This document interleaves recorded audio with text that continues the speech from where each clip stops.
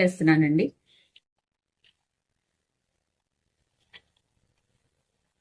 కొంచెం పసుపు వేస్తున్నాను. కొంచెం పసుపు,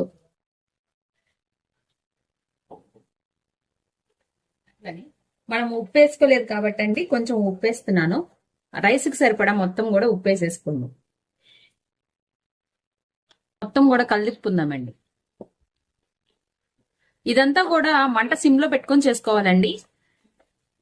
ఎందుకంటే ఇవన్నీ వేసుకునేటప్పటికి అడుగంటిపోతుంది. సో అందుకని సిమ్ లో పెట్టుకొని చేసుకోండి. మంచిగా ఉడకనియండి దీన్ని. ఆ పచ్చివాసన పోయేదాకా మంచిగా ఉడకాలండి.